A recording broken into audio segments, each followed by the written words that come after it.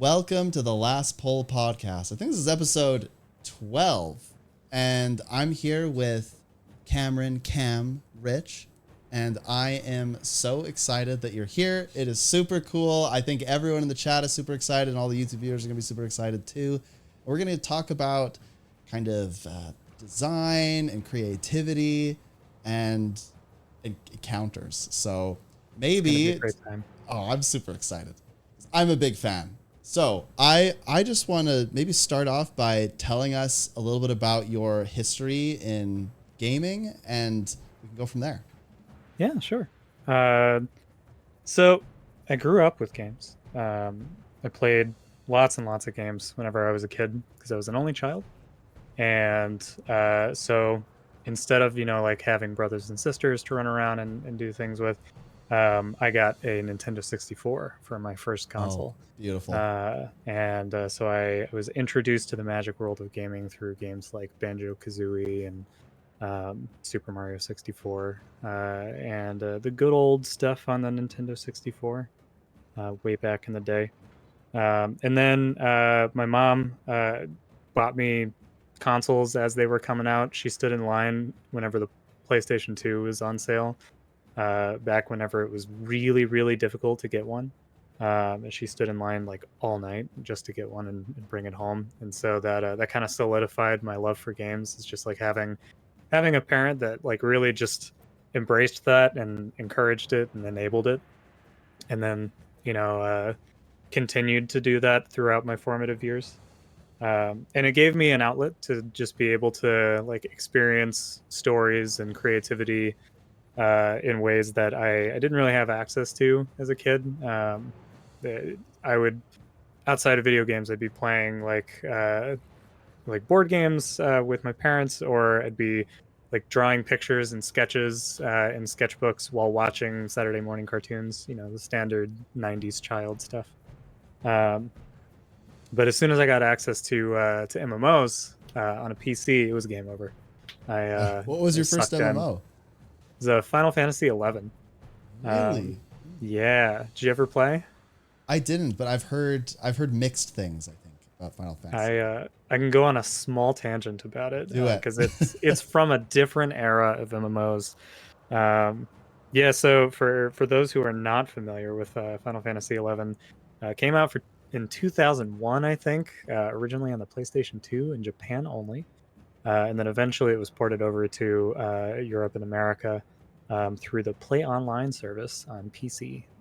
And for those of you who played, if you hear the name Play Online, I'm sure that you have a song in your head called Dolphin that immediately pops up. It was the launcher. You would hear the like boop boop boop boop boop boop boop boop boop boop of the dial-up tone while it was connecting to the servers, and then you'd have this crazy banger music going on in the background.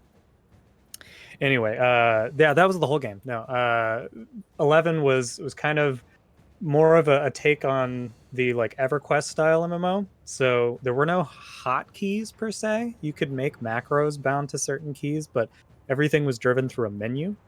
And it was super hardcore. You gained experience by going out into the world and killing things, and that was the only way that you gained experience. There were quests, but they did not give you experience. You had to, after around like level 15, you had to find groups of players to play with. So it was a very community-oriented game. If you were not part of the community, you would not be able to progress. And they did some things like, if you died, you lost experience. And if you were low enough in experience and you died, you de-leveled. So I have fond memories of being, getting up to like level 30 and going to the auction house and buying a brand new set of gear and being this, crazy badass character and feeling really good about myself. And all right, I'm going to go out and I'm going to find these things that are going to be around my level now, and I'm going to level up even more. Oops, I made a mistake. I de-leveled and all of my gear drops off of my character into my inventory and I can't wear anything. now I'm stuck at level 29 and I'm like, well, I'm naked. I certainly am not going to be able to kill anything now. And one last thing, whenever you die, if you don't get a revive, you go back to your home point. Whenever you like take the button, you have like, I think it's an hour long timer, so you can wait for someone to maybe like cross by your body and be a kind, good Samaritan and revive your body.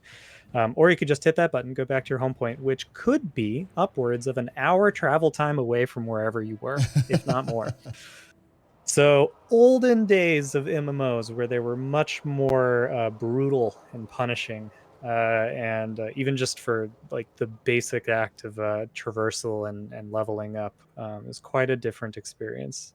But that was my entry point into MMOs. And I absolutely adored the community aspect, being able to play with your friends. I was pretty young as in my middle school years whenever I first got into the game.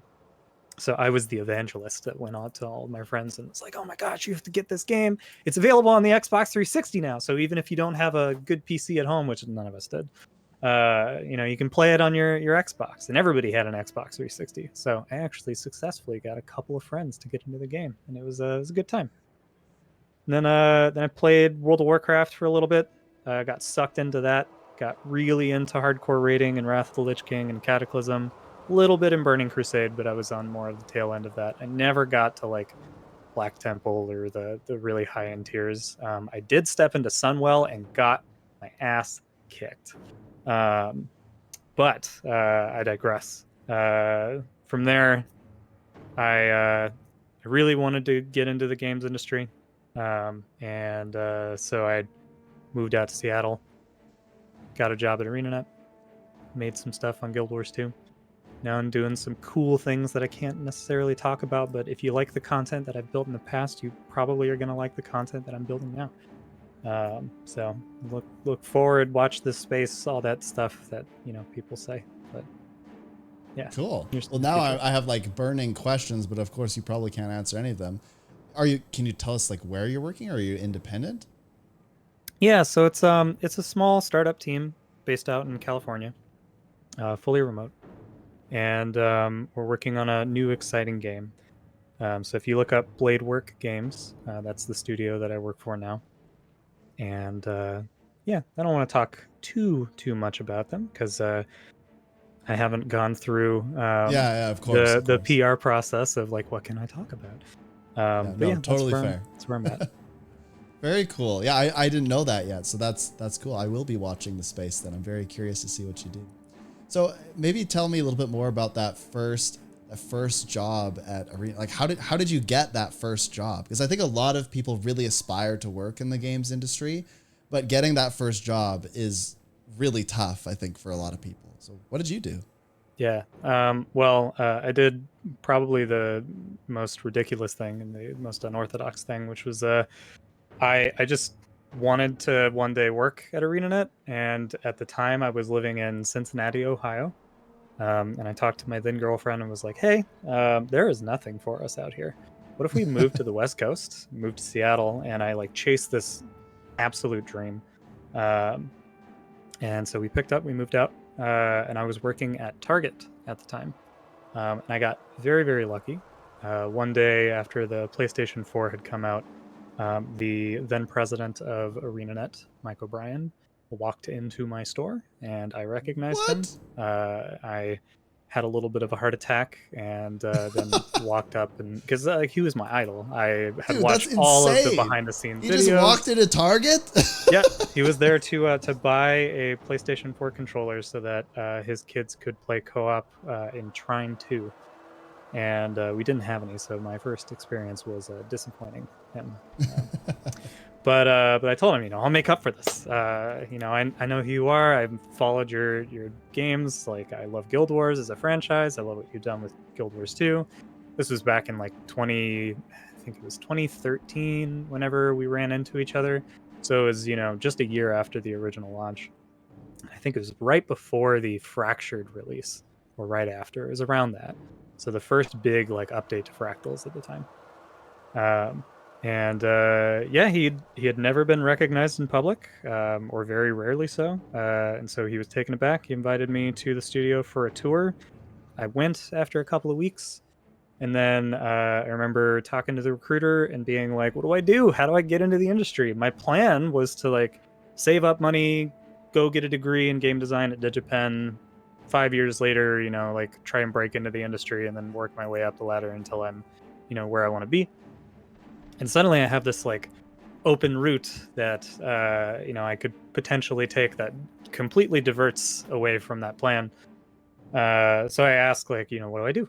How do I make this happen? And the recruiting manager gave me his card and said, send me an email every week. If I don't respond, don't get in your own head. Send me the email. Keep sending me the email. Whenever something comes up, I will tell you. And so I did. And months went by where I was just like, oh man, this guy hates me. Every week. I'm the gnat that is flying by him once a week and being like, hey, anything open? I exist. What's going on? I'm gonna be here. You told me to be here. And I had almost given up hope, and really like gotten to a place where I was just like, this isn't gonna work. And then I got a call, and they were like, yeah, we're opening up some new positions in QA.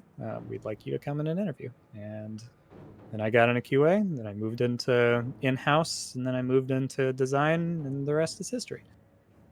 Wow. How do you, okay, this is maybe a stupid question, but like, how do you go from QA to encounter design? Like, it feels like they're very different, but maybe not. Well, yeah, so there are definitely some shared experiences there. Being in QA allowed me to kind of to be around and be part of the teams that were building a lot of that content. The thing that I like to remember and point to was actually during my first QA interview. They had us go up onto a whiteboard, and the question that they asked was like, okay, design a dungeon. And I have always loved encounter design. So I was like, this is it, man. I've been training my whole life for this. And I went all out. I went like 25 minutes on designing this dungeon that had like multiple paths, and you used like grates, and you were in a sewer and all sorts of stuff. And I don't know why in my head I had forgotten that I was in a QA interview at the time. I was just like, here we go. Let me show off like all my skills, and like, I'm a great ideas man, because this is early baby Cam who had no idea what he was getting into. So I spent about 25 minutes of that interview like designing this complex dungeon with all of these like interconnected paths and boss fights and stuff and mechanics. And then the interviewer like kind of brought me back to reality and was like, all right, now how do you test that? How do you approach testing these things? And what's your methodology? What are you going to do? And it was like a deer in the headlights for a moment. I was like, oh, right. I'm interviewing for QA. But whenever I moved into in-house as a QA embed, I was actually on the raids and fractals teams as their QA representative. So I got to partner up with such great minds as Crystal Reed and Mike Zadarajna. And I got to learn from them and just spend, my working days like not just testing to make sure that the content that they built worked, but being able to like communicate with them and coordinate with them around opportunities to learn like how they built the things that they build. And what methodologies that they use, and what are the things that they think about, because that helped me as a QA tester to be able to kind of like see the box that they were designing in, and then trying to push the boundaries of that box and be like, oh, did you expect players to try to do this? No? Okay, that results in this bad, possibly negative behavior that you don't want. Do you want to fix that? Sometimes it would be like, if they figure that out, that's okay. Other times it'd be like, yeah, that would be super degenerate behavior, spread like wildfire, and that would become the de facto strat. So let's nip that in the bud. So there was a lot of like kind of cross pollination there, where testing encounters requires a pretty solid understanding of what the intended encounter design is, and what player behaviors you're trying to elicit, what kind of puzzles you're creating for them to solve. And then on the testing side, trying to break that, trying to be like, oh, you want me to, step at this specific position while my buddy goes to the opposite side of the arena and does X? Well, what if I just pop my invulnerability skill and say, no, I don't want to do this mechanic. I'm just going to completely bulldoze over it. And those are the same kind of things that as a designer you need to think about as well. Is like, what are you okay with players doing How rigidly do you want your puzzles to be solved in the manner that you specifically are designing for? Or how flexible do you want to be, and allow players to kind of have a little bit more of an open blue sky in terms of what they can do to solve those problems. So there's a lot of shared kind of thought processes, and that really helped me out. It allowed me to kind of break out of the really early days of my mind being in the oh, I just need to like have good ideas, put them on paper, and like that's what makes a good designer. And learn more of the, hey, it's important to have those ideas, but it's more important to understand like what are the experiences that you're crafting, and how do you want to allow the experience to like organically evolve as it comes to life. Because I'm now a firm believer that at some point in your game's development, it kind of grows a life of its own, and you can listen to it, and allow it to guide you as you're building it and as you're testing it and playing it. And sometimes it'll show you kind of what it wants to be, if you try to pay attention to all of the experiences that you're having and that your players are having. And that might be different than what you originally set out to build, but it might also be better. So I know that's a kind of like wacky woo woo kind of thing to say, but they really do have a life of their own, and learning to kind of embrace that and run with that is super important. It's super interesting. What's going through my head now is I feel like I need an example, right? Is there an example of a time when maybe there was a vision you had for a specific encounter, but then the players engaged with it in a very different way, and you're like, actually, I'm fine with that? Yeah. I mean, there's been a bunch. I think kind of to harken back to the Nightmare Fractal, the original first cam release. Um, I I was expecting players to be a lot more. Man, I'm going back in time, and there's a lot kind of flooding in, so I apologize. I That's might good. stumble over this a little bit. Such rich history. Uh, there was a lot of like uh, originally like puzzles that we developed that required a lot of very specific positioning, and players were using a lot of things like projectile reflection and absorption because that was such a bullet hell heavy experience. Um, and originally, my gut reaction to like some of those moments, especially in like the last encounter, it's like, they're trivializing the mechanics. Like someone's putting something there, and now it's getting rid of all of these hazards. Um, but then it kind of felt a little bit more interesting if we allowed them to do that with some of those projectiles. Uh, and I can't remember exactly what the final shape of it looks like in terms of which ones are reflectable and which ones aren't. I think the bouncing ones that create the zones on the ground, the circles on the ground that you need to get out of. Those, I believe, still can't be reflected. But if you play well, you can still kind of save your allies from having an overwhelming amount of things in the field. And that was just, I think that was born of just seeing what was fun and seeing what kind of tools players were using, and being okay with like that being a clever solution to those kinds of problems. Very neat. So maybe give a background for those that don't know, which encounters in Guild Wars 2 did you work on specifically? I know Nightmare Fractal, I know HDCM, I know a few others, but maybe you have a more complete list. Yeah. So a lot of the things that I worked on with a lot of other team members. So I definitely don't want to take like full credit for anything that I'm going to list off here. There's a ton of brilliant minds at ArenaNet that all were instrumental in building a lot of these things. I was just the guy that sat in the room and was like, "Could we maybe do this?" And then they somehow let me do that. But so I started with the Nightmare Fractal, and then the next release after that was the Shattered Observatory. So Ark's storyline kind of finishing up. Those two fractals were kind of a tandem effort, mostly between myself, our environment artist Jeff, and our wizard programmer Ben Arnold, Ben Spencer now, and after that, worked on some open world stuff for season 4, as well as some story related content for season 4. So episode 2 with the Olmacon.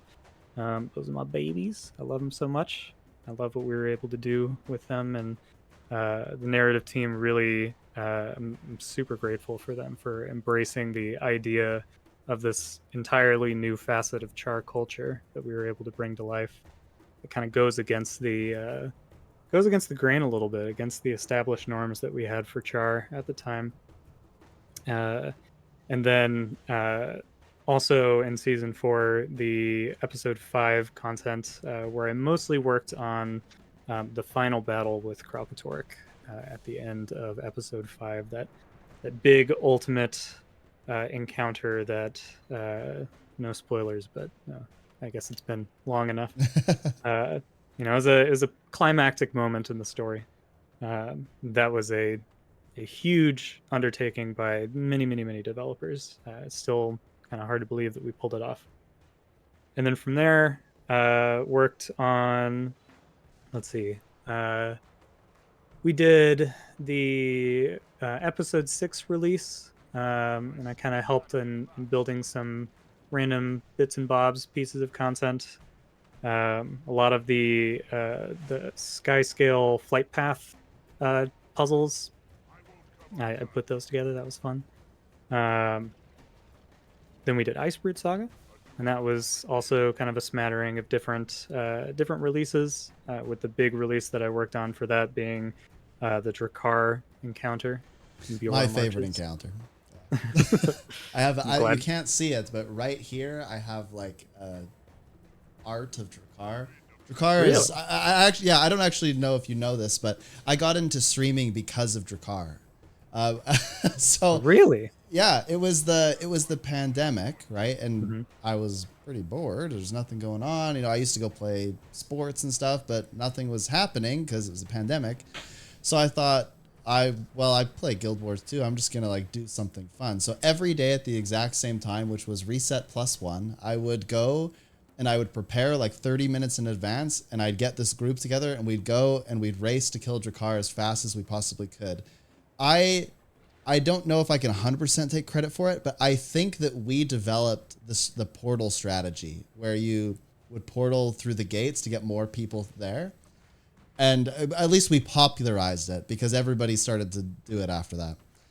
But anyway, I started doing that, and then somebody said, oh, you should stream this. Like, it's like kind of fun, right? Because we were doing like quirky things. Like we would all stand in a line and bow as Javi like leaves the cave, and then we'd all sacrifice in the fire and then go. Like we just did like fun, quirky things.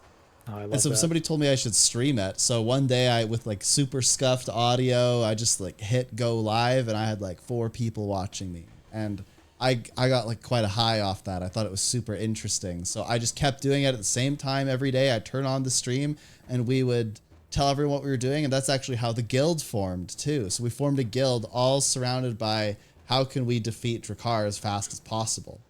And so, I love that. So we kept going, and like this escalated very quickly. I had 5 viewers, then 10 viewers, then 20 viewers, and 25 viewers. And we just kept doing this.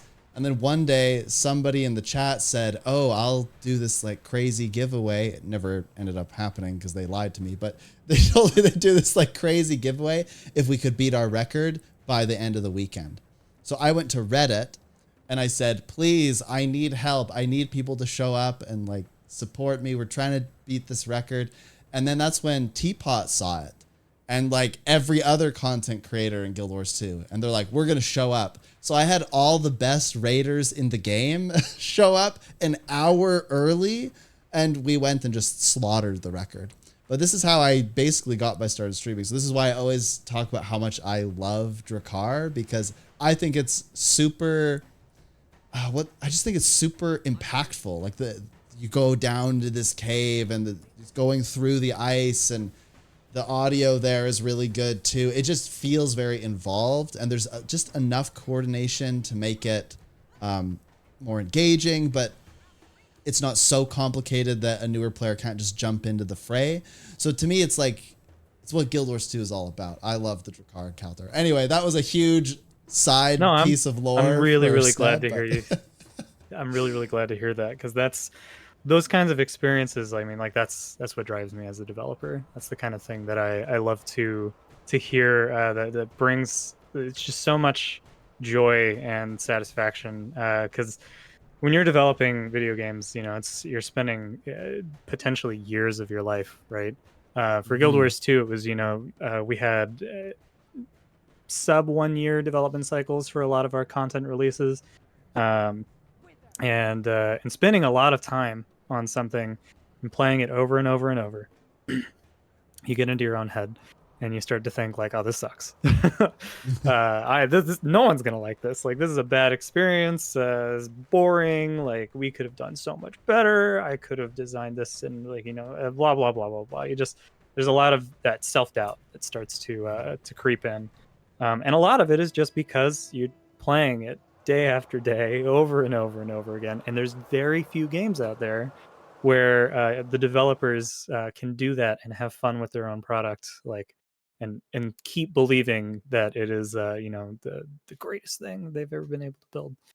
But whenever it releases and you hear stories like this, where people kind of coalesce around the content that you've developed, and create communities and spark those moments, that's what really brings it all together. So it makes it worth it. There's one more piece of lore I must share then. So we basically told everyone that we were like a Javi cult, and that was like our thing. And so we would like, she would walk out, we'd all bow, we'd all like get tonics and have balloons and stuff, and we'd all follow her into the cave. Like, that was the shtick. And so there was a point where we were like, why is there no mini pet Javi in the game? Like, what is this? You know? And so we started this campaign. Anytime we saw a developer in game, we would go up to them and we'd say, hey, like, you gotta, why is Javi not a mini pet? Like, this is absurd. And so we do this, and word spread apparently, because people were like, oh yeah, somebody's already told me about this. And so people were doing it for a while. And then one day, one festival, I think it was Dragon Bash, we clicked in and the vendor had a Javi mini pet. Now, none of us actually know if we had an impact on that, but we like to believe that we did. And it's kind of a fun piece of lore. I'm sure that you did. That's one thing that the ArenaNet team has always been really good about, is having a good pulse check on the community. And when stuff like that starts taking off, and people are loud enough and vocal enough about what they want, it's you know, depending on the thing, a mini pet, if someone really wants a certain thing as a mini pet, it's likely to get up the chain, and someone's like, yeah, let's see if we can do it. That's pretty cool. So you did Drakkar, and then what was the rest of the chain? Oh yeah, so Drakkar led into that pandemic popped up, and so from there, my main thing that I was working on, that was a weird times. There was a lot of different pies, and I was trying to help out with a bunch of them. But the kind of personal like focus for that period of time was the Sunqua Peak fractal, which was a very special piece of content, because the themes that we decided to follow for that were directly reflected in the experiences we were having in real life. You know, we were going through a time where people were going through loss and they were losing their loved ones. We didn't know, you know, if it was going to be safe to go out and be with each other, you know, anytime soon. There's a lot of feelings of isolation. There's a lot of feelings of just like these complicated emotions kind of running through all of our brains. And so I remember myself and the writer for Sunqua Peak really dug into a lot of the shared experiences that we had related to these themes that we had decided we were going to start following before the pandemic, when planning for that release started happening. And then the pandemic hit, and it was just like, did we manifest this? We wrote out all of these things, and now they're all coming to pass. And it's like, oh no. You just a side note, but you hear Hideo Kojima talk about how he was, really hesitant to write another Death Stranding because Death Stranding so very much paralleled what the world went through the year after it released, and he was like, I think I'm done being prophetic. We had a little bit of that. So that was the major focus for that year, and I'm really proud of that release. It was a little bit different. We took a different approach from the other fractals that had come before, but it definitely holds a special place in my heart. We were able to tell stories in a unique way. We had all of the collectibles throughout the mountain that you could find to kind of unravel the history of what happened, and find the another side, another story achievement, and get that unlocked so that you understood what was going on, at least a little bit better. And then the challenge mode, really like changing up the way that the story plays out at the end, was a bit of a gamble, but it was a lot of fun. And 12:54 p.m. Well, thank you. I don't know why. I don't know if that came good. through the mic. It did a little bit. The time has been said. Thank you. Very much appreciated, Siri. Yeah, I think that fractal is honestly one of the most beloved fractals in the game. I think people really enjoy how the CM changes it quite a lot, and that you go through sort of this journey with it. That's my opinion. I'm not a huge fractal player, but the fractals that I do play, that's personally one of my favorites, because it also has. I'm really curious about your perspective on this, actually, but for me, there's kind of this sweet spot for how long content should take. Mm-hmm. And if it's too short, it feels unfulfilling. If it's too long, it feels like, holy crap, when will it end? Like I've gone through this battle, but it's never going to end. And so to me, Sunko is actually this just kind of perfect time, right? The normal mode feels like a bit of a journey, but the CM is the perfect encounter time, where it's not too long, but it's certainly not too short. It makes you feel very fulfilled when you get it. But when you lose, you're not like, oh my gosh, I have to go through that again. You're like, oh, I made a mistake and I have to hit that point I was at. Whereas some encounters, they're like really long and you're like, holy crap. Like if I lose, I've just lost like 9 minutes of my life and have to redo all those steps again. Not Harvest Temple challenge mode. Oh yeah. So I do have opinions about that, but I'm curious what you think about sort of that. Is there a sweet spot for how long an encounter should take? Yeah. It's interesting. It's different from person to person, but I think there's some guiding principles that I've tried to follow as a designer. Which is one, you got to be respectful of the player's time and their mental fortitude as you're throwing, minute after minute of encounters. Mine is weak. It's tough. It's really tough to kind of gauge like what is the right length, right? And I've actually started to move away from the idea of time being the most important aspect. Instead, I've started to use and lean on a tool called tension graphing, where you take your timeline of your encounter, and you plot it out as a graph that has peaks and valleys of how intense are these moments of mechanical challenge that you're throwing at players. And if it's just a straight ramp the entire way through, that's not a satisfying roller coaster. So it wouldn't make for a satisfying encounter.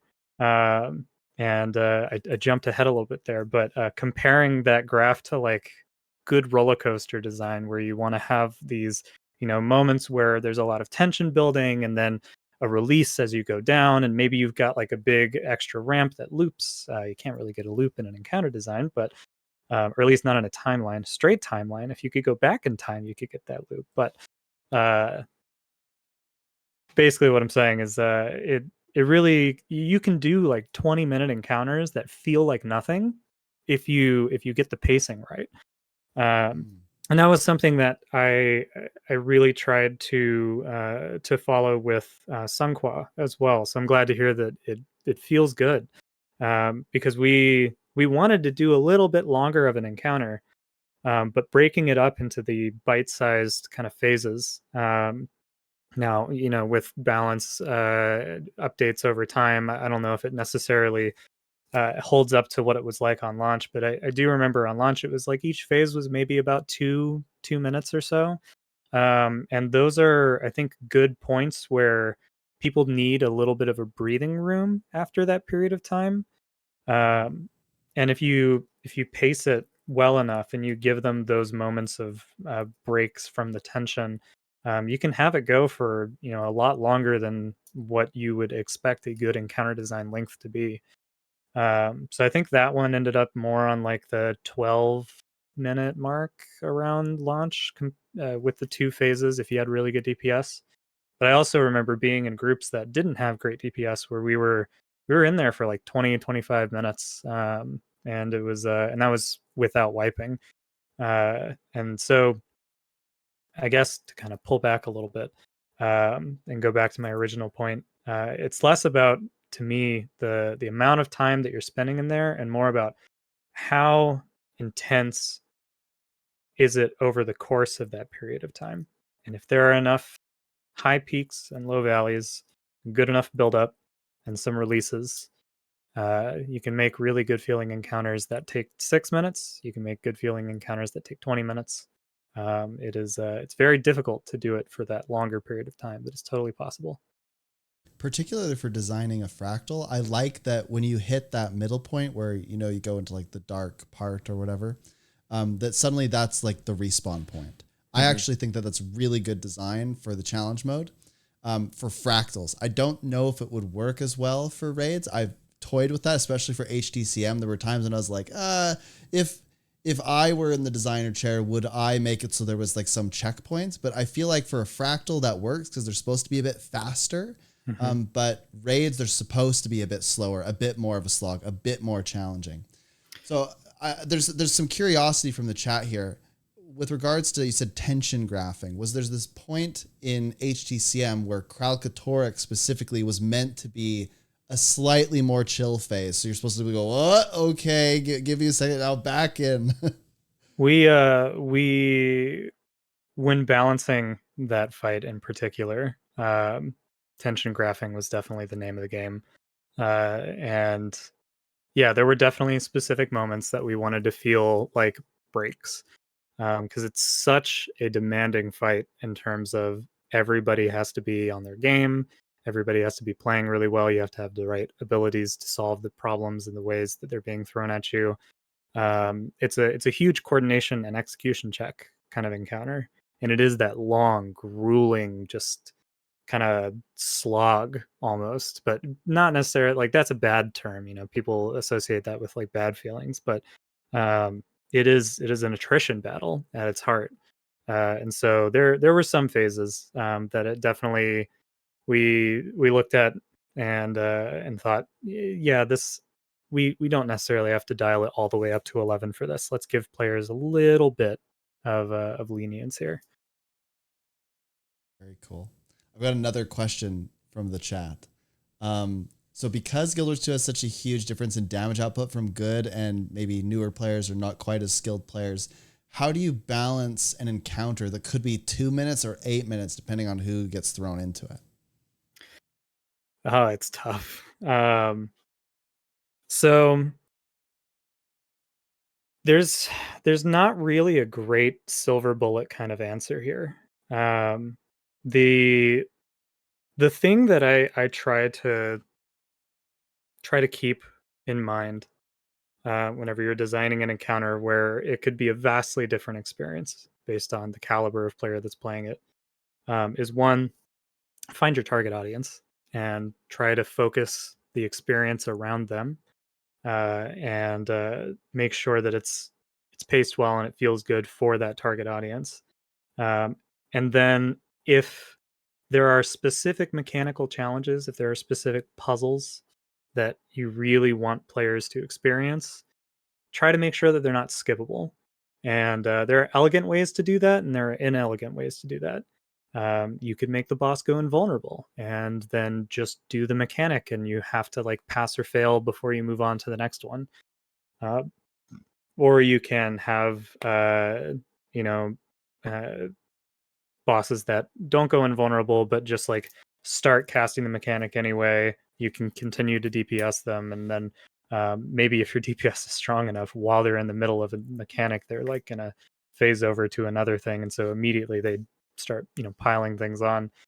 That can make for unintentional like difficulty spikes, though. So there's a lot of ways to approach it. It's interesting, like Final Fantasy 14, another MMO, is it has a lot of these same problems, especially in the content that they're designing uh, for a very specific audience. Even the most recent Savage Raid tier that came out has fights that you can complete the encounter without seeing all of the mechanics because they happen on a timeline, and there's some elements of phase shifting at specific health thresholds and mechanics that fire off at specific checkpoints. But it's totally possible in a lot of those encounters to just like outpower them and not see the marquee mechanic.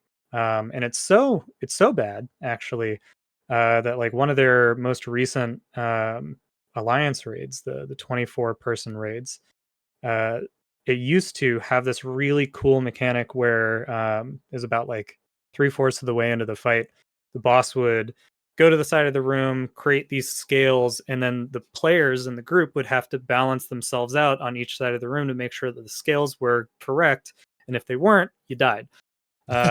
You don't see that mechanic anymore because people can just put out such ridiculous amounts of damage that like you complete the fight before that happens. And there's kind of a debate happening in the community around like, is that healthy? Some people like it because it's that feeling of getting more powerful, of that vertical progression that Final Fantasy kind of leans into. But then there's others that they miss those challenging moments. They miss actually playing and interacting with that mechanic. And I think both of those camps of players are valid, which means, again, there's not really a good answer to it, because it's not necessarily up to you as a designer to define what is the right, like the good experience. It's more about listening to your players in terms of what do they want, what are they driving with, what are they most excited for. And when you have those moments where you've created something that has multiple camps of people saying, I like it this way or I like it that way, in those moments sometimes you have to take a step back and say, hey, I'm not going to be able to satisfy either of these groups, so maybe it's better to just let them sort it out themselves. Yeah, I've totally done so that a few times. I find myself very perplexed at these problems as well, because on one hand, if you have mechanics that are skippable, it is a display of skill and progression in a sense. And I think that that's really cool. Like when we're holding raid tournaments in Guild Wars 2, we can see these moments where it's like, holy, like these players are on another level. They're skipping past tons of different mechanics. They're doing things that we didn't even know were possible because they're so skilled. On the other hand, what this does for newer players is it makes the fights exponentially more difficult because they are now seeing way more mechanics and having to do way more things, which just makes their damage go down, and like it just makes this harder for them. And so when you look at it, you go, okay, well, now you have two camps where one feels like, oh, these fights are stupid easy, and the other camp is like, wow, these fights are super hard. And so if you design fights with the assumption that these very skilled players will have to go through these mechanics, it actually turns out that a lot of them won't have to do half the stuff you put into the fight.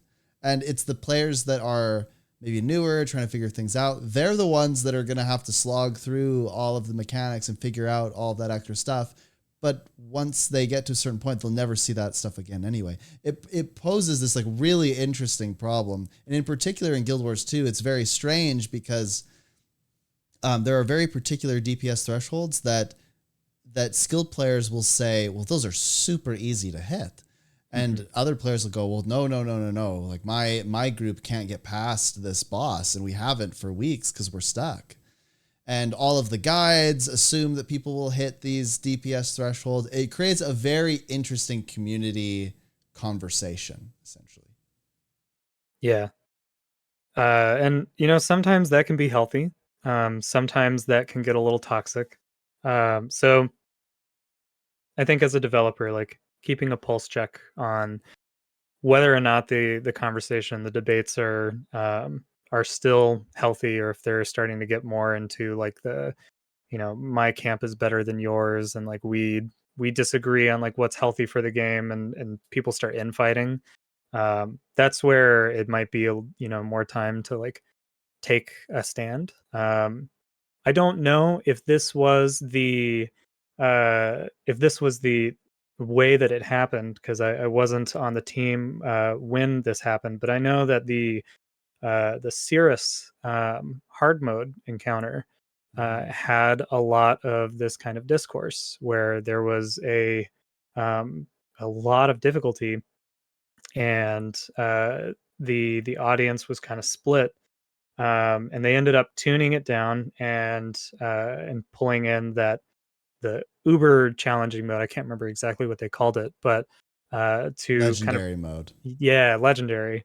Such an interesting idea, and I'm really glad to see the team kind of pushing the boundaries and defining for themselves like what kind of content that they want to support in the game.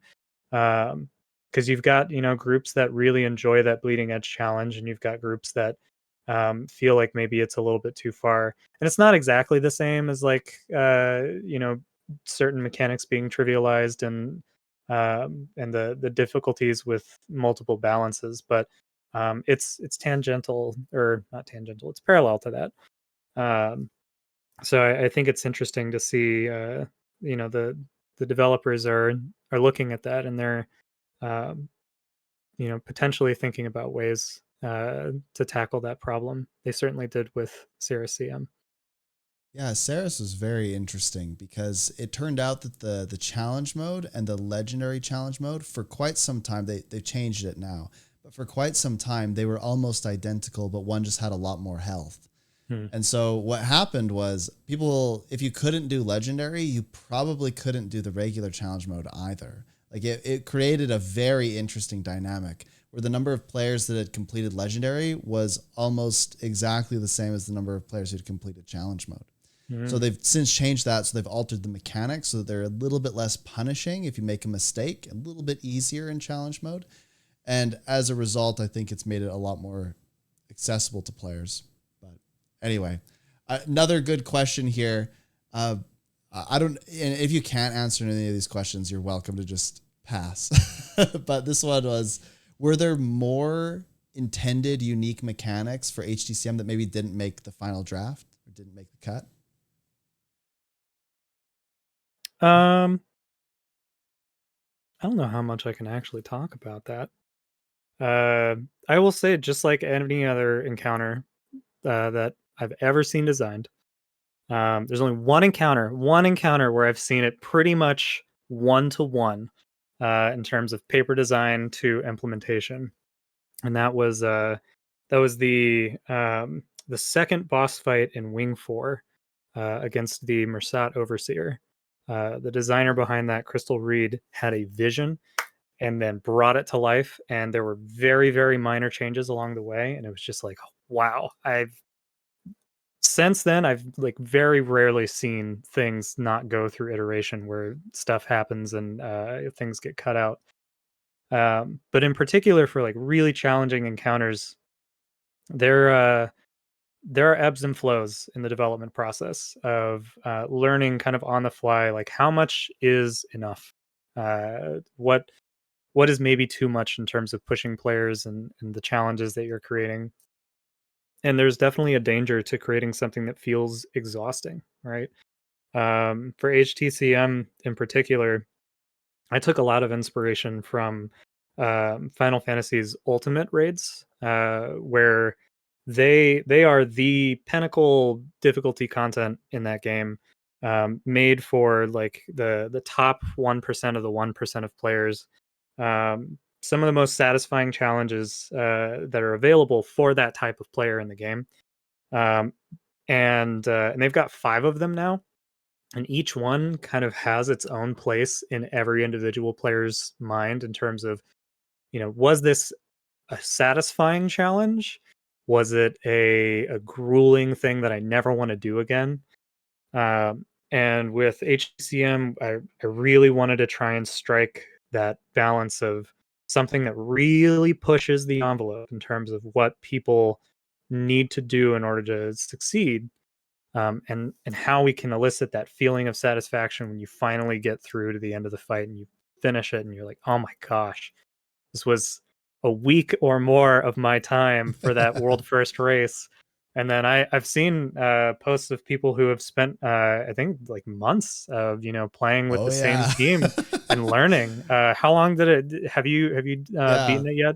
Oh yeah, we were NA first. No, I'm just kidding. We weren't, but it's the joke. Like if you ever kill it on NA, you're NA first. But I think it took. So what happened with me is I was like on the roster, but then I was about to get like really busy in life. So I said, okay, just put me as the sub. So then I was just kind of joining whenever. And so it took about 3 months, I think. Mm-hmm. And then a few weeks after that to get every sub their kill as well. But yeah, shout out to my group. They did it. It was quite a slog. I remember when it was interesting because I had never really engaged in progression like that before, right? Mm-hmm. It didn't, all of the other encounters we kind of figured out within a day. Like even KOCM, it took me about 8 hours. And it was a rough 8 hours, but it took about 8 hours. And yeah, there's a lot of sniper death, but HDCM, I remember you actually came into the chat with that. I was like so hyped, like, oh, probably gonna take me like a day, like let's go, right? So we go in there, and I just put like heal scourges, and I realized almost instantly that wasn't gonna work. Like it wasn't going to work how I was hoping it was going to work. And I just instantly got stuck, and I just didn't have that mindset. I didn't have a progression mindset. I didn't really know what to do. And I had to really rethink how I engaged with encounters to be able to beat that. So it made it very interesting for me. There were a few like moments of total despair in the team. Like it's super interesting from a psychological perspective to just see how people go through these moments where like all hope is lost and like they don't think we're going to kill the boss ever, to where suddenly we have these moments of triumph where like just one more step, 1% more. It's so over. We're so back. It's so over. We're so back. I remember dying in like the last 5% multiple times and just being like so distressed. Right? Like those moments, so those are such emotionally charged moments, because you're like, I can't believe that just happened. But also there's a part of you that's just like, that means we could kill it. That means we're almost there. We just have to do it again, but better. Right. Yeah. Just play better. No, that's the joy of Prague, right? Is getting past those hurdles. Like each time you get past a phase and you see something new for the first time, it's this invigorating feeling that just like reignites the fire. But sorry to go back to Final Fantasy again. I'm sorry, I'm a big fan of that game, and I think they do a lot of really great stuff. And I tried to pull a lot of inspiration from them. But to talk about the ultimates for a second, especially in regards to this this kind of topic of like what is too much, and like how do things get put onto the cutting room floor. So they have 5, and the last expansion had 2 ultimates. One was called Dragon Song's Reprise, and one was the Omega Protocol. And Dragon Song's Reprise was an event. It was a huge moment in the history of the game where they had just a ridiculous amount of people watching.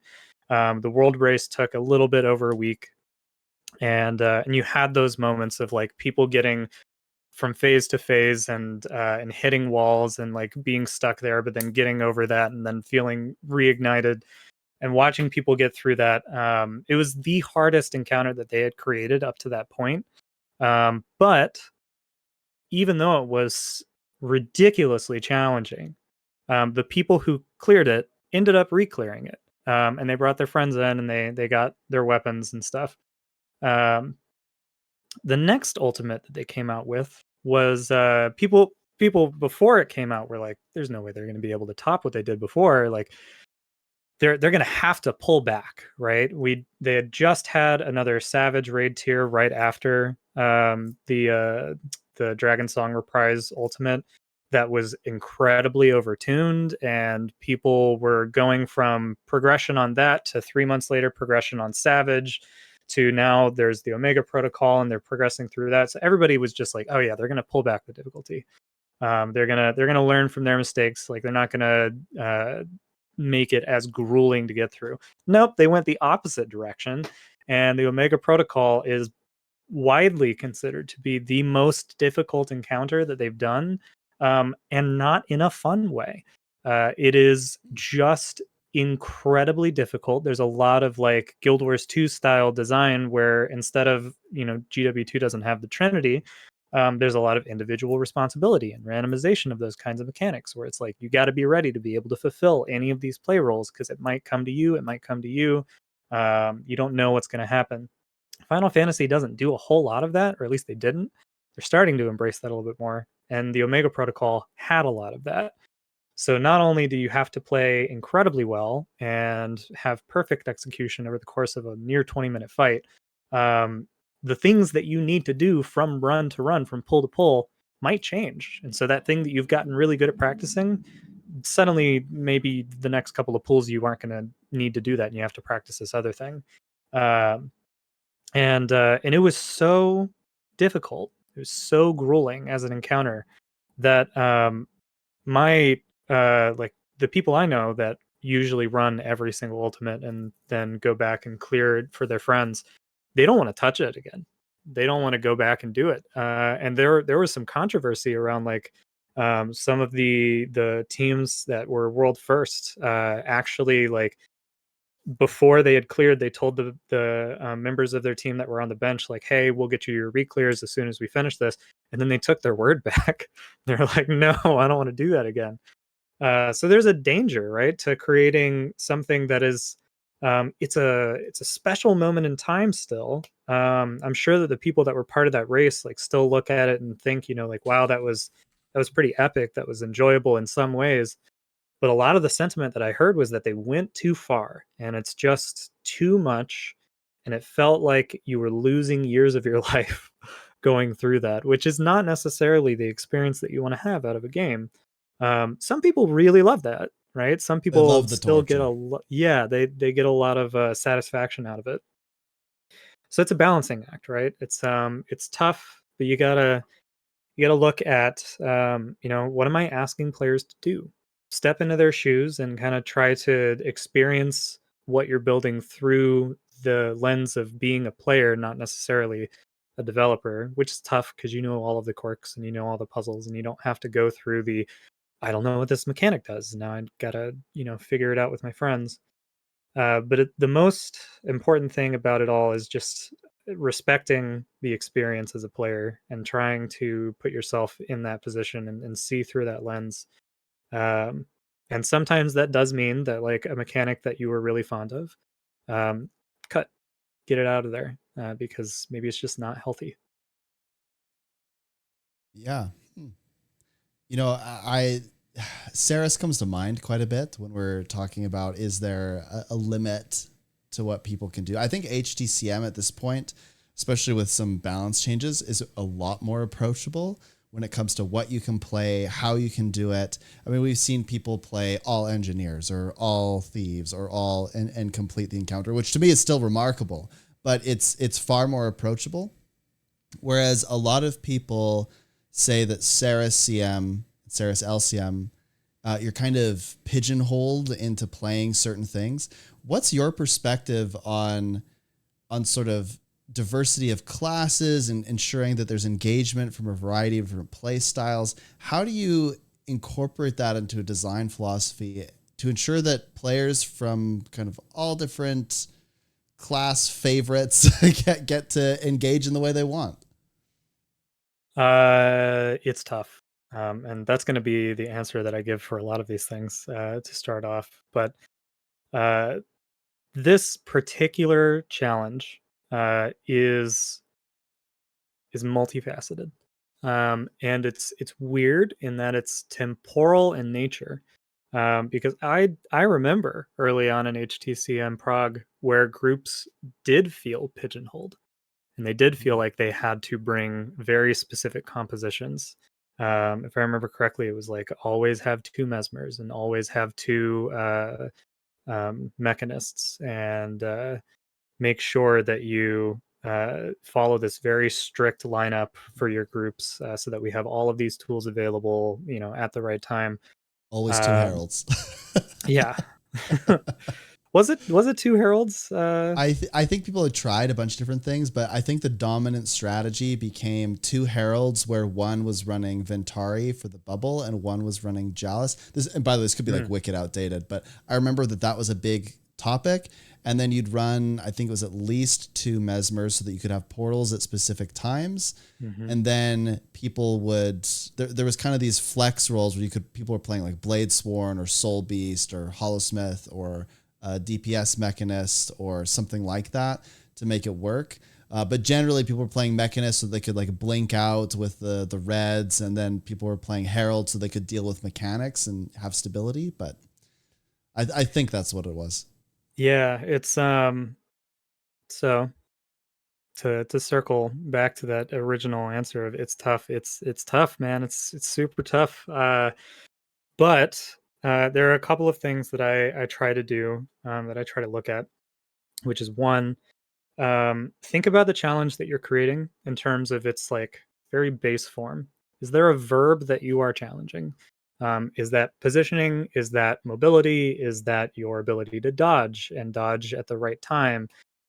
Is it jumping? Is it, the very specific kind of bespoke challenges of like, invulnerability timing and stuff like that? Try to break it down into its form, its most base form. And then for a game like an MMO with a lot of different classes that have a variety of tools, try to map out like how many of the currently active meta builds have access to the answer to the problem that you're creating. And sometimes it's okay if the answer is only a few. Sometimes that's fine. If every single mechanic in an encounter is that can be unhealthy. That's where you start to get that like stagnant group composition problem. But if there's like 1 or 2 where a lot of others are like, this is just positioning, this is just coordination check, this is, like damage mitigation and healing and stuff like that, where a lot of different roles can perform it. The specificity of the challenge is super important to try and nail down. Now, even if you have a challenge that is answerable by a wide variety of builds and professions, it doesn't necessarily mean that the player base is going to have a healthy amount of variety in the comps that they bring. Because as players are always want to do, especially that super high-end World Prague crowd, they're going to optimize the absolute crap out of it. They're going to find the builds that are the absolute best at solving this problem, even if it's just by a small amount. And so for that initial period of like puzzle solving and Prague, you're probably gonna get the top groups taking similar builds and similar comps just because they've optimized it, right? They've figured out what the best solutions are for these problems. Even though there might be a bunch of different answers, this answer is the best. It's the most consistent, has the lowest cooldown, it's got the least, downsides to it. And that's okay. Some people really like that, and some players live for that like spreadsheet style. Let's get this down to a science. Let's figure out what's the best, class to bring for this specific problem. And then over time, that opens up, right? As people become more comfortable with the fight, if it starts to become more muscle memory, um, then people can start to consider the other classes. So that's where that temporal nature of the problem comes in, right? It's a different thing to tackle depending on where in the content's lifespan it is. If there is an encounter where, years after it has come out, there's still only like one comp that is able to complete it, maybe that's a sign that like the challenges are maybe a little bit too bespoke and tuned to a very specific answer. And maybe that's intentional, who knows? You've got to talk to the designer about that in terms of what they expect and what they're comfortable with. But me personally, I think um, seeing organically how it evolves over time is really satisfying. Because players often come up with solutions and that you didn't think of, or they start to kind of open it up. And so, like you said earlier, HTCM over the course of the game's life since then has kind of opened up a little bit, and now folks are a little bit more comfortable bringing kind of bonkers compositions in order to be able to have fun with it. But on release, depending on the kind of content that you're building, if you're doing something that is maybe like for the top 10%, try to work in challenges that can be solved correctly by a number of classes, and maybe not have as high of like DPS checks, because that was another thing that caused a lot of that like hyper optimization, was that HTCM's DPS checks were kind of bonkers at the time. uh, but if you don't have those, you allow for a little bit more flexibility. I'm on a little bit of a ramble here, so No, that's good. I've got kind of hopefully that a all makes follow sense. up to this. So one thing that I've always found to be a bit of a puzzle in my own mind is, okay, you've got things that do range damage and things that are melee. And it seems like, at least in Guild Wars 2, they're very similar in damage. And this creates an interesting design problem, because what it means is that inherently the range damage is always going to be better. Mm-hmm. So I'm curious if you have any thoughts about how you balance ranged versus melee DPS and how you account for that when it comes to encounter design. What we saw, I think one of the biggest issues in the community that people are always discussing with Saris, particularly Saris LCM, is they feel like the only way to beat it is to use virtuosos, because virtuosos have access to invulnerability, blocks, and they can also pierce at range. And they have a little bit of self-heal as well. So there's like a lot to this. There's a lot of utility, and people feel like, hey, there's no way for me to do this. And there are ways, but it just complicates it a little bit more. The easiest path is through the virtuoso. And so people are very curious about how do you like think about this? Because you've got these things that maybe can do a lot of damage melee, but you're always going to want to take the range because it's just easier. Like what do you think about that? Yeah, it's an interesting one. GW2 in particular was a very unique beast when it came to this, because most other MMOs, the trade-off between melee and range is that most ranged classes have cast times, and so they're locking themselves into a position and they're committing that for the next second and a half, 2.5 seconds, however long your cast time is, that they won't need to move. And if a mechanic comes their way that forces them to break their cast, they're losing out on DPS. So you've got that trade-off there. Versus melee, more often than not, are instant casts. They have a lot more mobility. There's changes depending on which MMO you're playing and what classes you're playing that kind of go against those established norms. But GW2, we prided ourselves on not having that same kind of philosophy where you don't have to have long cast times at range. Some classes do. Meteor Shower still does. True. But does it? I haven't It's played pretty Elements long. in a while. It's pretty long. Yeah, and you can see, like for abilities like that, people kind of shy away from taking builds that have that, because the mobility is just so important. GW2 out of all of the MMOs is incredibly mobile. So there are some bespoke kind of like clever solutions that you can come up with where it's like, oh, this mechanic, does more damage if you are far away, or we're going to create a dance where like people have to be out and then they have to be in. There's a lot of things that you can do with positioning that might make it easier for a melee player. But again, GW2 is challenging in that most ranged players can just be in melee and use their abilities, and so they have that flexibility that a melee class may not have. So there's things that you can do on the encounter side by making those bespoke mechanics that like try to target a very specific role. And then there's things you can do on the balance side for each individual profession, where you could say, hey, if you're going to be playing ranged, your maximum potential DPS is going to be, X% lower than a melee. But that's because you're paying the tax of being able to be flexible. You've got that mobility. Or you could go, some of your hardest hitting skills, you're going to have to commit. You're going to have to stay in place for a certain period of time. Maybe, you put down a circle on the ground. Like Final Fantasy has a class that has a lot of instant cast abilities at range.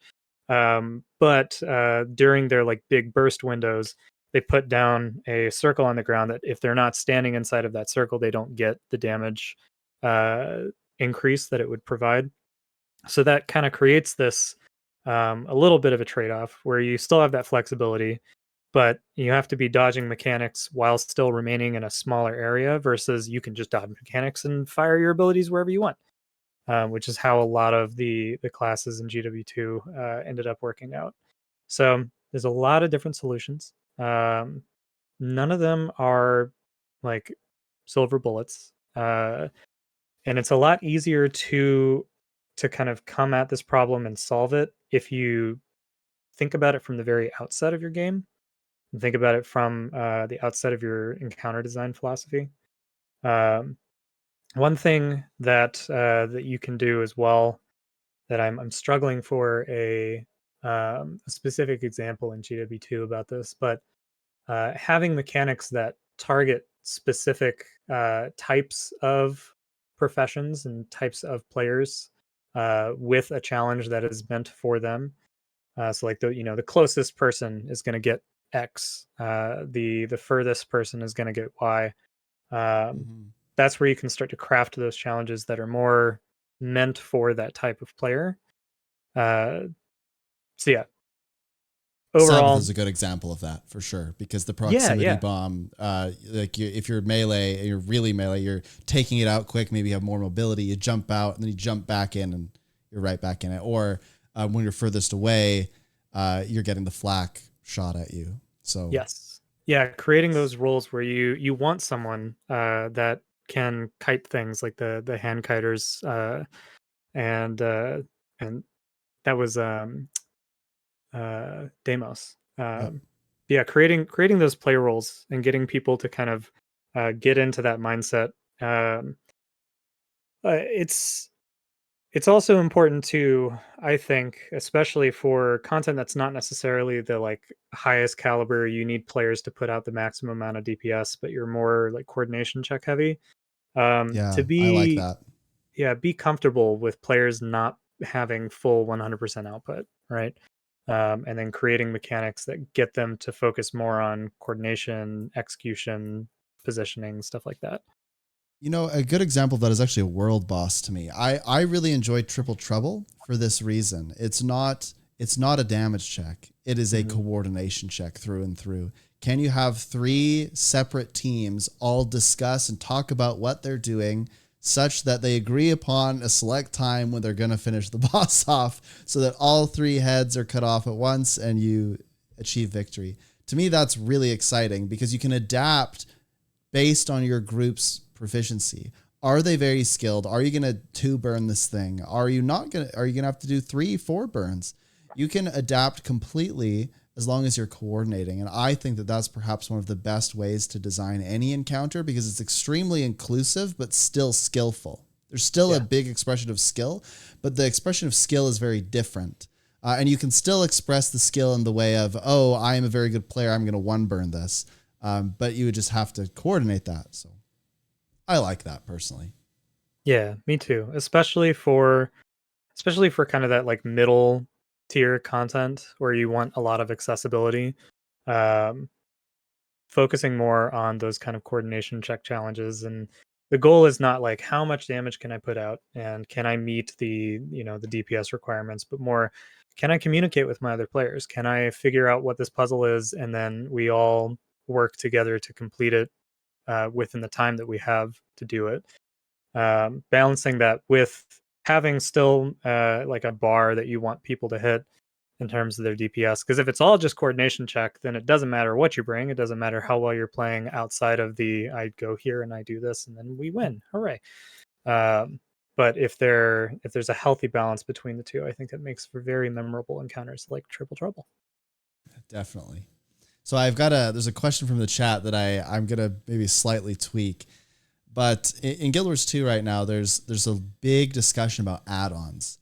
Because add-ons can do a lot. You can have add-ons that are basically hacks, right? Where they're doing a rotation for you, or they're telling you exactly where to go and when to do it and how to do it. And then there are smaller things like UI customization. I'm curious about what a developer's thoughts are when it comes to add-ons. And I'm sure that's very diverse. So maybe just specifically what your thoughts are on add-on usage and development by players and collaboration and those sorts of things. Yeah, such an interesting amalgam of a topic, because there's so many different types of add-ons, right? There's as simple as just like having a DPS meter to be able to gauge how well you're doing or how well your party is doing. And then there are add-ons that even just like call out mechanics for you and give you timers. And World of Warcraft is famous for this, where they had deadly boss mods, and I think it's changed its name to something else at this point. But those kinds of add-ons would, if you're not familiar with World of Warcraft and DBM, they'll like pop up timers on the right side of your screen in these UI elements that like show you, hey, in 45 seconds, the next attack that's going to come out is going to be X. So make sure that you prepare for that. And then they'll flash things in your screen that's just like, all right, you're being targeted by blah blah blah blah blah.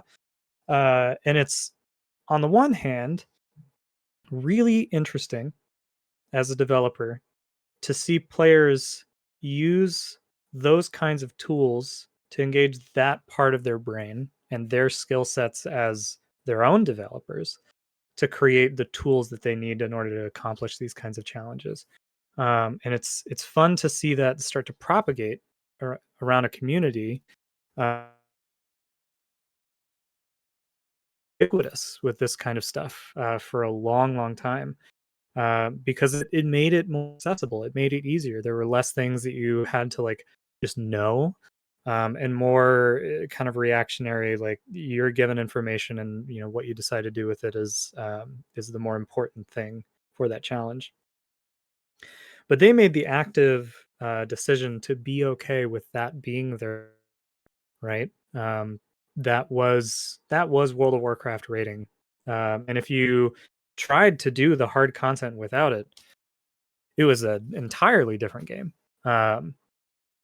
But my personal philosophy is that the more that you can give players information about what they need to do to overcome these challenges in the game, through the game, the better off that you're going to be. The less likely that someone will feel the need to spend a bunch of time going through and building these add-ons, which could be breaking terms of service, and then that opens up a whole can of worms where sometimes like you have to turn a blind eye because the community is using something that is maybe not legal, but it's not hurting anybody. The moment that it does start to be used to kind of like push other players out and say like, oh, you're not using XYZ, well, we don't want you in our group, or even calling out those players and being like, yeah, you just suck. You don't even know what arc DPS is. Like that kind of stuff. That's where it starts to get challenging as a developer, because you are, especially on MMOs, you're kind of curators of the world and of the player's experience, and you might be creating a scenario where people feel ostracized because they aren't taking part in this other game that you have not created intentionally, but you have helped to create. So you have some responsibility for that. You know what I mean? And that's why a lot of these MMOs have these clauses in their TOA or TOS where they say, like using outside third-party programs to help is against the rules. To expand on that just a little bit further, I think it also really depends on like what extent does the tool give the player access to that they don't have in the game.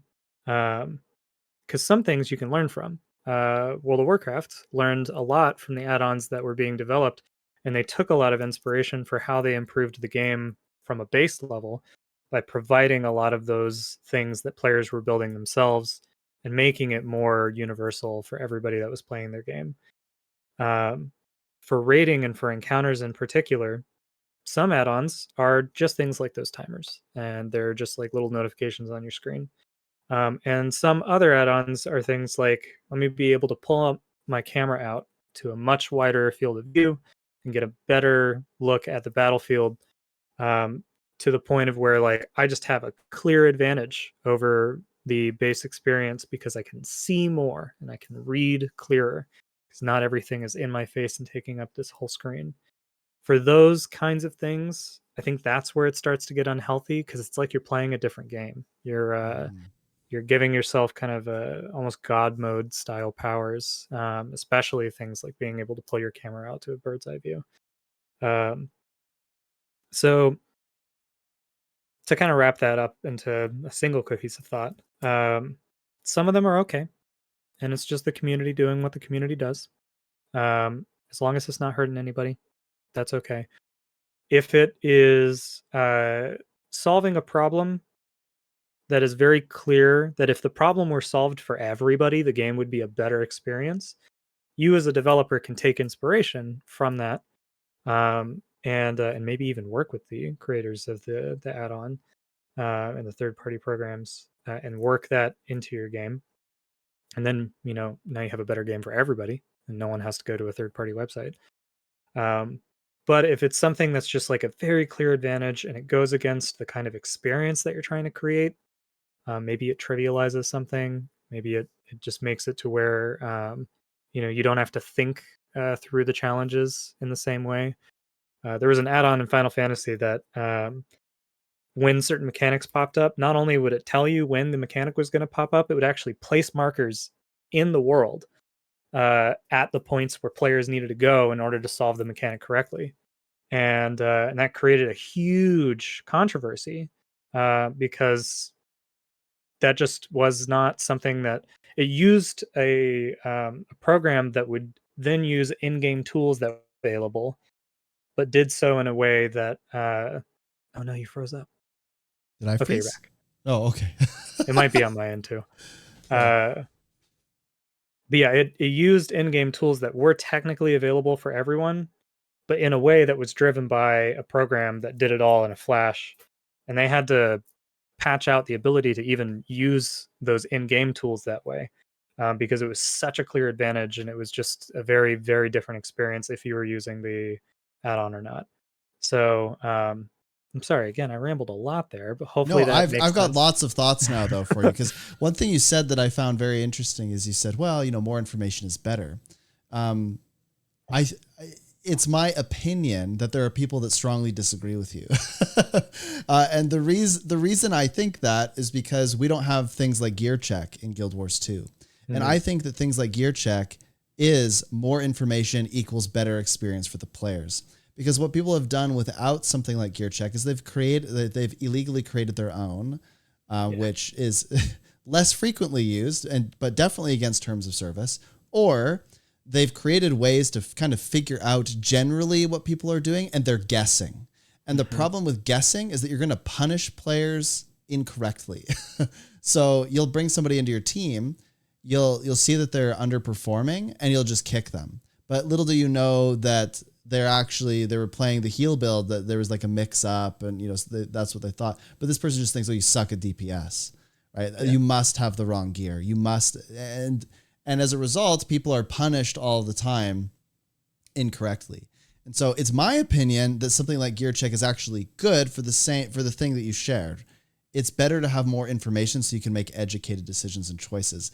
And if it so results in that somebody is like, hey, you don't have the correct gear to be involved in this, you can't join the group, that's better than that person joining the team, them doing a poll, the team realizing that person wasn't prepared, or that they lied either by commission or omission, and then that player getting kicked, because now you've wasted a bunch of people's time and they're angry at each other. Yeah. And so that's my opinion, but it feels like that there's kind of this notion that by enabling something like gear check, you're enabling more toxicity. What do you think about that? Is that just the reality? I don't know. Is something like gear check like impossible to implement anyway? I don't know. So, my opinion on this has changed a little bit over the years. I'm sure folks remember my response to the question on one of the live streams around Sunqua Peak, where we talked about some of the changes we were making to the currency that you got out of challenge mode fractals, where we were making it into a currency in your wallet rather than an item in your inventory. And one of the things that I talked about was like, well, people are using that to discriminate against other players and be like, ping how much of this you have. And if you were a new player or you hadn't played a whole lot of the content, you were still really good, you were being pushed out of the groups or locked out of groups that you otherwise would have been successful in. And my philosophy has definitely evolved. I think there's kind of a line. If players are saying, hey, I really want access to this tool because I want to be able to do X, Y, and Z, and one of those things feels like it could be used nefariously, it's an internal conversation to have about how comfortable are you with the community policing themselves. Are you giving them tools to set their own rules and set their own requirements for the types of players that they want inside of their groups? And what's healthier?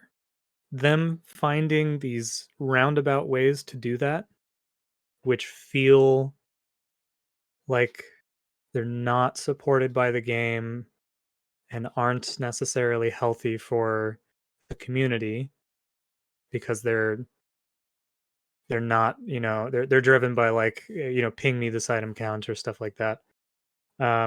Or having a tool that's like, okay, I put up my party finder and I am putting a requirement on this party finder for anybody to join that says, you must have cleared, or you must have this, gear score. If, we're talking about a game with gear score, giving them the tools that are built into the game that support that level of granularity when building and kind of reinforcing a selection process can actually help it to feel a little bit more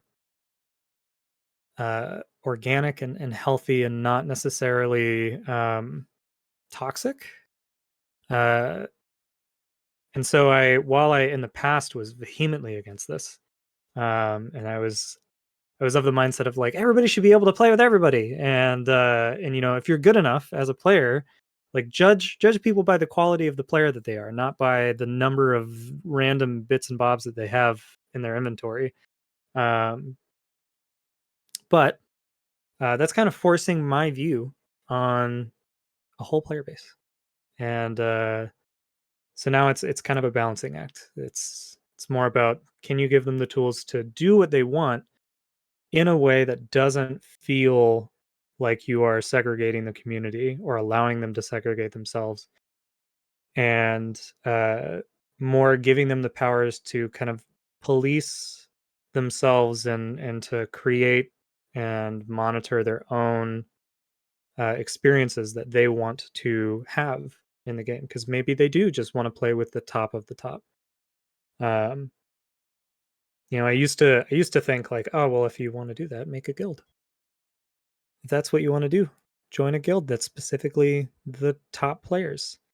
um, but What did you find out about that? Because I'll tell you what I think when I hear that is, well, how did you form that guild? How did you right, find the people, right? And right. typically guilds are formed by your public party finder, group finder, right? I mean, that's how I formed my guild. I put myself in there. We're trying to beat the Drakkar world record, blah blah blah blah blah blah blah, and that's how people found me. But when you have the really hardcore guilds, you have to be able to find players that have the skill level or the potential to get to wherever your threshold is. And if you can't, if you're essentially like, I'm going to spin the roulette wheel every time and hope that it's green, then that becomes a very challenging endeavor.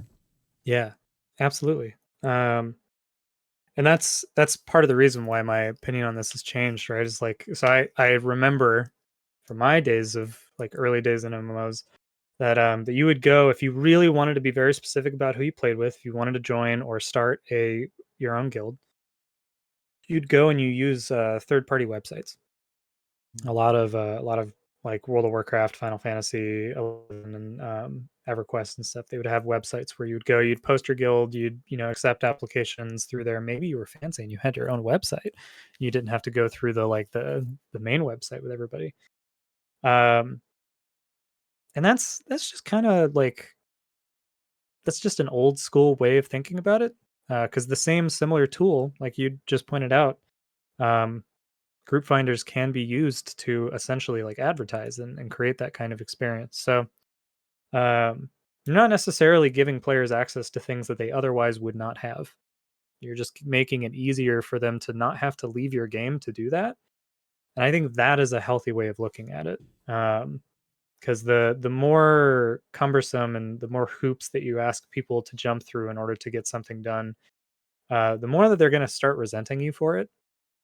Um, and so yeah, I think it's a really good observation that you just made about how, the mindset of like just form of guild. Well, how do you do that? How you use the tools to form a guild? Ah, that it clicks something, right? Where it's just like, okay, now I'm seeing it a little bit differently. Now I'm thinking of it a little bit differently. I'm not necessarily enabling this, wasteland of people being like, you don't have enough, I'm not going to join your group. And then, Yeah. I always struggle with that because I just think that exists already, right? Mhm. Anytime I've been the the focal point of a lot of criticism for saying this, but I just think it already exists. Like if you go on the EU server in particular, there's 1 million people asking for 1 billion KP for the things as small as Icebird Saga Strikes, and people give them a lot of flack for that. But the reality is that if they want to play with people who are hyper experienced to have a very specific kind of experience while playing the game, then I mean, so be it. They're going to do that either way, whether it's publicly or privately. And if people dislike that enough and bully those people enough, they'll just start doing it completely privately. And if they start doing it completely privately, the opportunity to join groups publicly is diminished, which, like there's these ripple effects that happen and affect the community in various ways. And in my opinion, it's better to just enable it, but make it safer in this way than to just let the community go completely wild. And I would much rather have a system where I can say, hey, I'm looking for these kind of people, and make it so that it actually prevents people that are lower than the mark for joining, or they can request and I can decline them. Because the number of times where people join when they're not quite experienced enough to join the group, and then you have to have an awkward conversation. Like I think if the game is enabling you to have these like really awkward conversations with people, it's probably a bad thing. I would much rather the game say, hey, we're facilitating this thing in fairness, this is what they want, you don't have it, you can't join. And if you hate the idea of that group existing, then create your own group and make the requirement way lower. And in that way, then suddenly everyone has a place. But right now, at least in the Guild Wars 2 community, it skews very far it by virtue of being a game that's been out a long time, skews very far in the favor of very experienced players. I think it also has something to do with squad versus party versus commander tag, but it's a whole nother conversation. It creates a very difficult problem for players and a lot of contention. And so I'd much rather eliminate the contention through systems than foster contention through lack of systems. But yeah, no, that's here. Like I said, well, it's an evolution of mindset. It's definitely it's tough. It's tough to accept, and it's tough to change your opinion. But there's a lot of importance to kind of like seeing things through the mindset of the player, right? Like we talked about it before, step into the shoes of the player, not just in terms of like what challenges you're creating in the encounters, but also what society are you allowing to like be built around your game, and what kind of rules. So cool. You're building a society. Yeah. Yeah. You are stewards of that society. So, you know, if there are aspects that you don't like, but maybe don't disagree. Sorry, if you disagree with them and you don't necessarily like them, it doesn't necessarily mean that the players are doing something wrong. It just means that they're thinking about it differently. So yeah, it's here. I'll maybe ask you one more fun question then before we wrap up. Okay. It's already time. Okay. Yeah, I know. We actually been talking for way longer than I thought. I didn't look at the clock at all. But anyway, let's there was a question earlier that somebody in the chat asked. They said, has there ever been a time when the players really surprised you with how they approached something? Uh-oh, did we freeze again? We might have froze. Oh no. F. Slight F. Uh-oh. Maybe major F. Oh no. Oh, major F? Ooh. Oh, are we back? Oh, we had a major F there. It was a major. I think it's coming back. Yeah, it's coming back. The internet is unhappy. All right. I think we're stable. Yeah, there we go. Okay, well, good. It's the last question. So, has there ever been a time when the players really surprised you with how they approach an encounter? Yes. Yes. And what was it? Oh man. Sunqua Peak Fractal, challenge mode, final boss. People using consumables like planks to break down the break bars. That was just I'm gonna be honest, I didn't think about it. I was so laser focused on like, okay, we're creating these challenges where, all right, we're gonna need people to bring their CC skills. We're gonna have to, like, within 5 players, like divvy these roles up, like who's bringing what in order to be able to blah blah blah blah blah. And then I remember like watching in real time. I was in the game with a group, and someone just like pulls out a wood plank and just beats one of the sorrows with it. And I was just like, oh, that works. I don't know if I'm okay with that. Yeah. And we went back and forth on like, should we keep that in? Like, is that the kind of play that we want? And you know, I don't know if I would do it differently today, because I think we patched that out of fractals in general with a lot of those consumables, and we had to like go through a huge list, and it seemed like every time we were, you know, this one random thing from somebody way back finds a stone on the ground and suddenly that works. Yeah, so it's that is the immediate thing that comes to mind in terms of just something that was completely unexpected, that it feels like we should have thought about that.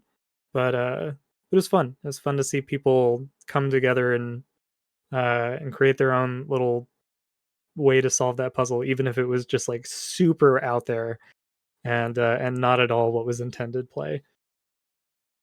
Very cool. Well, do you have any questions for me or the players?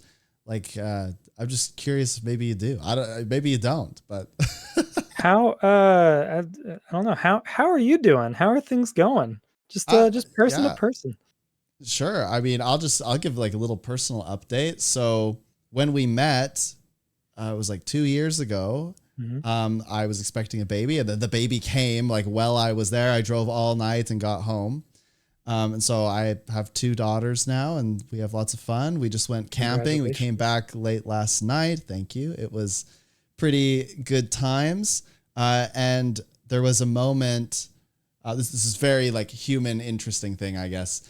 But there was a moment about a year and a half ago where, you know, I was new dad for the second time, and I just like, I was working at a not-for-profit, and it didn't really fulfill me, you know? And I was just looking out the window at my desk one day, and I was like, there's got to be more than this. Like, I can't do this forever. Like, it's just not me. And I went, well, I know what I love.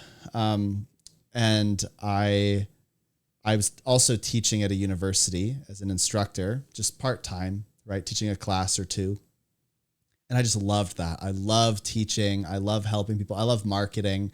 That's kind of my shtick. And I love influencer marketing in particular. And so I thought, well, how can I keep going with that? And so I thought, well, I would need to get a PhD. And I thought, that's impossible. I was like, how am I going to do that? Because I live in a very small city. I'd have to move. I looked at a map, and I drew like a circle, like a radius of how far I would be willing to travel from my home. And I realized there was only 2 schools that would be, that I could apply for. So I then decided, for some insane reason, that I was going to chase my dreams. And I thought, you know, even if it doesn't work out, I can at least tell my kids that I chased them. I chased those dreams. So I applied to 2 schools after taking this like super hard test. I studied for 4 months. I did math every day, every lunch hour, when I woke up, before I went to bed. And I really struggled. And I finally got an okay grade on it that was maybe just under what they say the cutoff was. I applied to both schools. I was just full of passion. I contacted every professor that was in the department, and I told them about my dream and what I was trying to do. And typically when you apply to PhD programs, you'll apply to like 50 and hope that you get interviews at a bunch, and that you get accepted into a few, and then you have a choice of a few. But I was only applying to 2. So it was all or nothing. I told myself if I didn't get in, it was over, and I'd have to figure something else out. So I applied to 2. I got interviews at both. I got waitlisted at one, and the other one accepted me. So the waitlisted one was trying to get me to put off accepting the other one, because they kind of want it. It's weird how all this works. It's like a little bit political. One professor really wanted me, but the one who had like priority, you know, we didn't have any interest alignment. So they tried to put it off. I ended up accepting the one that picked me. And so I'm doing my PhD starting in a month, which is crazy. I'm starting to get all the syllabuses, the syllabi, reading all the requirements, starting to get really nervous. But it's going to be a wild ride where I'm chasing what I want to do. You might find this interesting, but what I'm particularly curious about is is things like loot boxes and influencer gambling endorsements, and how people promote those things, how we look at gambling, why we treat it so different compared to things like drugs and alcohol, even though we know it's addictive and we know that it can be problematic. I'm curious about things like trading cards and how we kind of know that that's gambling, but we also don't treat it like it's gambling. And so that's kind of my area of focus, but that's starting in the fall. So that's kind of what I'm doing right now, is just, I quit my job a month ago, and I've just been preparing to go and do that. And it's pretty crazy. So that's me. That's incredible. I'm really, really happy to hear that you're following this. And and I wish you all the luck in the world, although I'm sure that you won't need it. Yeah.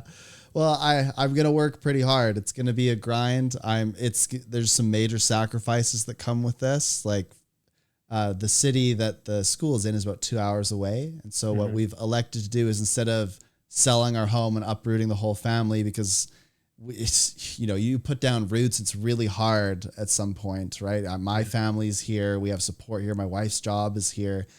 So what I'm going to do is rent a room in a basement and just treat it like boot camp. Drive up there, spend the week, drive back on the weekends, and do that for some time. And it's actually pretty common that people do that.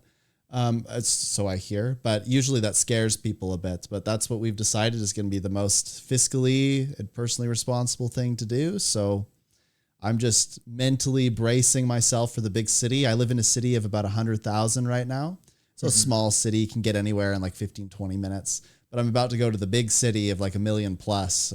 So I'm a little bit nervous, but that's what's going on, I guess. And then as far as content creation and stuff goes, I started this podcast, and I think it's really fun talking to other creators and people like you, and just learning about why people love games and what makes them tick, and just meeting new friends online. So trying to balance everything, I guess. But yeah, I still don't feel like it's quite real what's about to happen. I feel like I'm going to have a bit of a slap in the face when I get there. That's like, yeah, buddy, it is real. You better work hard. But yeah, there we go.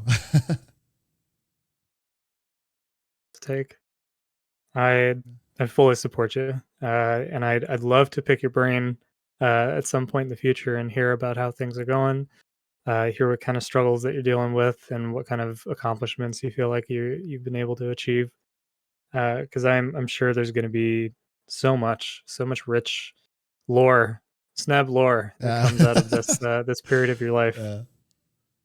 Yeah, part of my you know, this is kind of weird too, but I've always thought it'd be cool to like work in the gaming industry, even if I don't like work in the gaming industry, to like consult for a gaming company about their monetization and loot boxes or something. That's also like side dream of mine. I've always thought that'd be really cool if I can get my research to that kind of point. But anyways, I'm super grateful that you came on this podcast. I learned a lot. I know that the chat learned a lot, even despite the like random 2 internet hiccups that have happened, but we got through it. Yeah. Thank you so much for inviting me. This was a blast. Yeah, let's say that, is there a place where maybe you want to shill, or if people want to contact you, they can, or like where are you at with that kind of stuff? So you can follow me on the website formerly known as Twitter under the handle at CentaurXI. And outside of that, just keep watching that space. That's where I'm primarily, I think, going to be giving any updates and stuff like that. So I'm super excited now. I love top secret projects. Yeah, it's gonna be good. Yeah, like I said, if you like the kind of content that I've built before, you might like what we're working on. And so I'll leave it at that. There's some good stuff coming up. Perfect. Okay. Well, thank you so much for being on the podcast. I'll shut this down for our YouTube viewers and the live stream for a second. I'll be back live in a minute, but we'll pause and have a little end chat together. And there you go. So thank you once again, and we'll catch everyone next time.